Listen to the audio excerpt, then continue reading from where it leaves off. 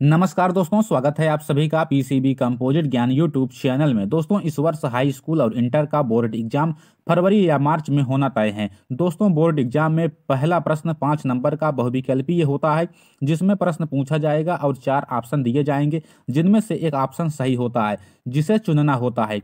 इसी को देखते हुए इस वीडियो में कक्षा 10 और 12 के पाठ प्रकाश, परावर्तन तथा अपवर्तन से संबंधित 25 बहुत ही महत्वपूर्ण प्रश्न उत्तरों को लेकर आया हूं, जो सभी बोर्ड एग्जाम की तैयारी कर रहे छात्रों को परीक्षा में बेहतर अंक दिलाने के लिए महत्वपूर्ण साबित होगा। तो दोस्तों, वीडियो के लास्ट तक बने रहें तथा चैनल पर वीडियो को पहली बार देख रहे हैं तो प्लीज़ चैनल को सब्सक्राइब करके बगल में बने बेल आइकन को दबा दें, जिससे बोर्ड एग्जाम से संबंधित सभी महत्वपूर्ण वीडियो की सूचना आप तक पहुंचती रहे। अब चलते हैं दोस्तों पहले प्रश्न की तरफ, ध्यान से समझिएगा। पहला प्रश्न दिया गया है, प्रकाश की किरण गमन करती है, और यहाँ पर 4 ऑप्शन दिए गए हैं। पहला ऑप्शन है सीधी रेखा में, बी ऑप्शन है तिरछी रेखा में, और सी ऑप्शन है किसी भी दिशा में, और डी इनमें से कोई नहीं। तो दोस्तों, आप लोगों को ज्ञात होना चाहिए कि प्रकाश की किरण हमेशा सीधी रेखा में ही गमन करती है, हमेशा सीधी रेखा में ही गमन करती है प्रकाश की किरण। तो इसके लिए ऑप्शन नंबर ए सही है, आप लोग इसे याद रखें। यहाँ पर सीधी रेखा में हमेशा गतिमान करती है, यहाँ पर A number option is the right answer, आप लोग इसे याद रखें, महत्वपूर्ण है, बोर्ड एग्जाम में अक्सर पूछा जाता है। अब चलते हैं दोस्तों दूसरे प्रश्न की तरफ। दूसरा प्रश्न दिया गया है, प्रकाश का वेग न्यूनतम होता है। प्रकाश का वेग किसमें न्यूनतम होता है? 4 ऑप्शन दिए गए हैं, निर्वात में, जल में, वायु में और कांच में। तो दोस्तों, प्रकाश का वेग कांच में कम होता है, आप लोग इसे याद रखें। और निर्वात में प्रकाश का वेग दोस्तों 3 × 10⁸ मीटर प्रति सेकंड होती है, आप लोग इसे भी याद रखें। यह भी अक्सर बोर्ड एग्जाम में पूछा जाता है 1 नंबर में, कि प्रकाश का वेग न्यूनतम कितना होता है, या निर्वात में प्रकाश का वेग कितना होता है। तो प्रकाश का वेग निर्वात में 3 × 10⁸ मीटर प्रति सेकंड होता है, आप लोग इसे याद रखें। अब चलते हैं दोस्तों नेक्स्ट क्वेश्चन की तरफ। तीसरा नंबर क्वेश्चन दिया गया है, मोटर गाड़ी के चालक के सामने लगा रहता है। मोटर गाड़ी के चालक के सामने कौन सा दर्पण लगा रहता है? दोस्तों, 4 ऑप्शन दिए गए हैं, समतल दर्पण, उत्तल दर्पण, अवतल दर्पण और उत्तल लेंस। तो दोस्तों, मोटर गाड़ी के चालक के बगल में उत्तल दर्पण लगा होता है, बी नंबर ऑप्शन सही है। क्योंकि दोस्तों, उत्तल दर्पण में, छोटे ही दर्पण में पीछे का क्षेत्रफल बहुत बड़ा दिखाई देता है, जिससे ड्राइवर को या गाड़ी चालक को आसानी होती है पीछे के वस्तुओं को देखने के लिए, गाड़ियों को देखने के लिए। तो यहाँ पर B number option is the right answer, आप लोग इसे याद रखें दोस्तों, अक्सर बोर्ड एग्जाम में पूछा जाता है। प्रकाश परावर्तन तथा अपवर्तन से संबंधित प्रश्न उत्तरों में पार्ट 1 है, और पार्ट 2 को देखने के लिए डिस्क्रिप्शन में लिंक दिया गया है, लिंक को टच करके उस वीडियो को भी पूरा देखें दोस्तों। हो सकता है इन सभी प्रश्नों में से 1 या 2 प्रश्न मिल जाए, तो 2 नंबर मिल जाएंगे आपको। अगर पूरा मिलता है तो 5 नंबर, क्योंकि दोस्तों बोर्ड एग्जाम में 1 और 2 नंबर ही मैटर करते हैं। कभी कभी 1 नंबर से 80% में कम हो जाता है, 79% ही रह जाता है। तो लगता है कि अगर 1 नंबर और पा लिए होते तो 80% पूरा हो जाता। तो आप लोग इस वीडियो को ध्यान से देखें और लास्ट तक देखें, और वीडियो को लाइक कर दें, चैनल को सब्सक्राइब कर दें।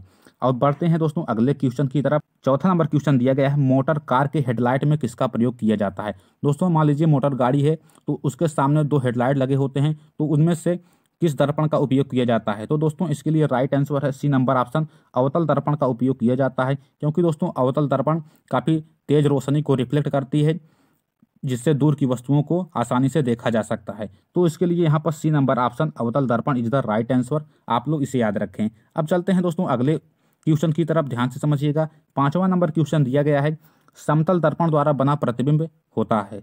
समतल दर्पण द्वारा बना प्रतिबिंब कैसा होता है? 4 ऑप्शन दिए गए हैं, वास्तविक होता है, काल्पनिक होता है, या दोनों, या इनमें से कोई नहीं। तो दोस्तों, समतल दर्पण द्वारा बना प्रतिबिंब सदैव काल्पनिक होता है, आप लोग इसे याद रखें। यहाँ पर B number option is the right answer. अब चलते हैं दोस्तों नेक्स्ट क्वेश्चन की तरफ। 6वां नंबर क्वेश्चन दिया गया है, लेंस की क्षमता का एसआई मात्रक होता है। दोस्तों, लेंस की क्षमता का एसआई मात्रक डायोप्टर होता है, आप लोग इसे याद रखें। यहाँ पर A number option is the right answer, और डायोप्टर को दोस्तों कैपिटल डी से व्यक्त करते हैं, आप लोग इसे हमेशा याद रखें। अब चलते हैं नेक्स्ट क्वेश्चन की तरफ। 7वां नंबर क्वेश्चन दिया गया है, ध्यान से समझिएगा। 7वां नंबर क्वेश्चन है, प्रकाश की किरणों का पथ दर्शाने वाले चित्रों को कहा जाता है। प्रकाश की किरणों का पथ दर्शाने वाले चित्रों को क्या कहा जाता है? 4 ऑप्शन दिए गए हैं, किरण आरेख, किरण पुंज, फोकस और इनमें से सभी। तो दोस्तों, प्रकाश की किरणों का पथ दर्शाने के वाले चित्रों को किरण आरेख कहा जाता है, आप लोग इसे याद रखें। क्योंकि दोस्तों, प्रकाश की किरणों को किरण आरेख द्वारा ही दर्शाया जाता है। तो यहाँ पर A number option is the right answer, और बहुत ही महत्वपूर्ण प्रश्न है, आप लोग इसे याद रखें। यह अक्सर बोर्ड एग्जाम में पूछा जाता है, चाहे हाई स्कूल हो या इंटर हो।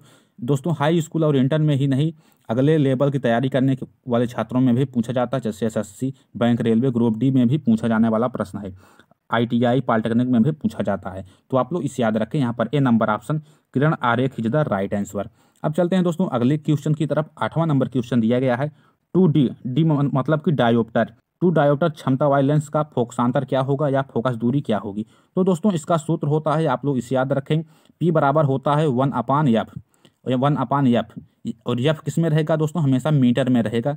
इसको दोस्तों और विस्तार से जानने के लिए डिस्क्रिप्शन में लिंक दिया गया है, लिंक को टच करके उस वीडियो को पूरा देखें। इसी क्वेश्चन को बताया गया है दोस्तों। अभी यहाँ पर बताएंगे तो काफ़ी लंबा हो जाएगा, तो डिस्क्रिप्शन में लिंक दिया गया है, लिंक को टच करके वीडियो को पूरा देखें। हम आपको कुछ बता देते हैं। P बराबर सूत्र होता है P बराबर 1/F। यहाँ पर फोकस दूरी को ज्ञात करना है, तो F बराबर हो जाएगा 1/P। इसी में मान रख देंगे दोस्तों, हमारा आंसर आ जाएगा। तो इसके लिए राइट आंसर है डी नंबर ऑप्शन 50 सेंटीमीटर। दोस्तों इसे आप लोग जरूर से जरूर याद रखें, मोस्ट इंपॉर्टेंट है, अक्सर एग्जाम में पूछा जाता है, जिसमें 5 नंबर तक का भी पूछा जाएगा लघु उत्तरीय प्रश्न में। तो इसको विस्तार से जानने के लिए डिस्क्रिप्शन में लिंक दिया गया है, लिंक को टच करके वीडियो को पूरा देखें। अब चलते हैं दोस्तों नेक्स्ट क्वेश्चन की तरफ। 9 नंबर क्वेश्चन दिया गया है, ध्यान से समझिएगा। किसी उत्तल लेंस का फोकसांतर 50 सेंटीमीटर है। किसी उत्तल लेंस का फोकसांतर यानी कि फोकस दूरी 50 सेंटीमीटर है, तो उसकी क्षमता क्या होगी। यहाँ पर दोस्तों P पूछ रहा है, क्षमता क्या होगा। लेंस की क्षमता को P से व्यक्त करते हैं, उसका सूत्र होता है P बराबर 1/F। इसी सूत्र में लगा देंगे दोस्तों, तो हमारा आंसर आ जाएगा। इसे भी आप लोग समझने के लिए डिस्क्रिप्शन में लिंक दिया गया है, लिंक को टच करके वीडियो को पूरा देखें। हालांकि इसके लिए राइट आंसर है D number option 2D plus 2D। अगर दोस्तों प्लस रहेगा तो उत्तल लेंस है, उत्तल लेंस के लिए प्लस उपयोग होगा और अवतल लेंस के लिए माइनस, क्योंकि दोस्तों उत्तल लेंस का क्षमता हमेशा धनात्मक होती है और अवतल लेंस की क्षमता हमेशा ऋणात्मक होती है। तो यहाँ पर D number option is the right answer. अब चलते हैं नेक्स्ट क्वेश्चन की तरफ। 10वां नंबर क्वेश्चन दिया गया है, प्रकाश के किरणों के समूह को क्या कहते हैं। प्रकाश के किरणों के समूह को क्या कहते हैं। तो दोस्तों प्रकाश के किरणों के समूह को बी नंबर ऑप्शन किरण पुंज कहते हैं। अब बढ़ते हैं नेक्स्ट क्वेश्चन की तरफ। 11 नंबर क्वेश्चन दिया गया है, उत्तल लेंस की क्षमता होती है। तो दोस्तों उत्तल लेंस की क्षमता सदैव धनात्मक होती है और अवतल लेंस की क्षमता ऋणात्मक होती है। अक्सर बोर्ड एग्जाम में पूछा जाता है कि उत्तल लेंस की क्षमता कैसी होती है। तो उत्तल लेंस की क्षमता सदैव धनात्मक होती है और अवतल लेंस की क्षमता ऋणात्मक होती है। इसे आप लोग हमेशा याद रखें, अपने माइंड में बैठा लें, अक्सर बोर्ड एग्जाम में पूछा जाता है। अब बढ़ते हैं नेक्स्ट क्वेश्चन की तरफ। 13 नंबर क्वेश्चन दिया गया है, उत्तल लेंस को कहते हैं, उत्तल लेंस को क्या कहते हैं। तो उत्तल लेंस को अभिसारी लेंस कहते हैं। यहाँ पर A number option is the right answer. अभिसारी लेंस कहते हैं उत्तल लेंस को, और अवतल लेंस को अपसारी लेंस कहते हैं। दोस्तों आप लोग इसे हमेशा याद रखें। या दोस्तों पार्ट 1 है और पार्ट 2 को देखने के लिए डिस्क्रिप्शन में लिंक दिया गया है, लिंक को टच करके वीडियो को पूरा देखें। अब चलते हैं नेक्स्ट क्वेश्चन की तरफ। 15 नंबर क्वेश्चन दिया गया है, निम्न में से कौन सा पदार्थ लेंस बनाने के लिए प्रयुक्त नहीं किया जा सकता। जल ऑप्शन है और बी है कांच, सी प्लास्टिक, डी मिट्टी। तो दोस्तों प्रश्न को ध्यान से समझिए। प्रश्न कह रहा है निम्न में से कौन सा पदार्थ लेंस बनाने के लिए प्रयुक्त नहीं किया जा सकता। तो इसके लिए राइट आंसर है डी नंबर ऑप्शन मिट्टी। मिट्टी का उपयोग कांच बनाने के लिए हरगिज नहीं किया जा सकता। तो यहाँ पर D number option is the right answer. महत्वपूर्ण प्रश्न है, अक्सर पूछा जाता है, तो आप लोग इसे याद रखें। अब बढ़ते हैं नेक्स्ट क्वेश्चन की तरफ। 16 नंबर क्वेश्चन दिया गया है, किस दर्पण से हमेशा वस्तु से छोटा प्रतिबिंब प्राप्त होता है। दोस्तों बहुत ही महत्वपूर्ण प्रश्न है, तो आप लोग इसे जरूर से जरूर याद रखें। हो सकता है बोर्ड एग्जाम 2023 में पूछा जाए। तो इसके लिए राइट आंसर है बी नंबर ऑप्शन उत्तल लेंस होता है। किस दर्पण से हमेशा वस्तु से छोटा प्रतिबिंब प्राप्त होता है। तो उत्तल दर्पण से हमेशा वस्तु से छोटा प्रतिबिंब प्राप्त होता है। यहाँ पर बी नंबर ऑप्शन उत्तल इज द राइट आंसर। अगला क्वेश्चन दिया गया है, किस दर्पण से वस्तु का बड़ा प्रतिबिंब बनता है। तो इसके लिए राइट आंसर है बी नंबर ऑप्शन अवतल दर्पण से वस्तु का बड़ा प्रतिबिंब बनता है और उत्तल लेंस से वस्तु से छोटा प्रतिबिंब बनता है। दोस्तों आप लोग इसे हमेशा याद रखें। यहाँ पर बी नंबर ऑप्शन अवतल is the right answer. Next question है 18 नंबर क्वेश्चन, प्रकाश के परावर्तन के कितने नियम है। दोस्तों प्रकाश परावर्तन के 2 नियम हैं, आप लोग इसे हमेशा याद रखें। इसको विस्तार से जानने के लिए डिस्क्रिप्शन में लिंक दिया गया है, लिंक को टच करके वीडियो को पूरा देखें।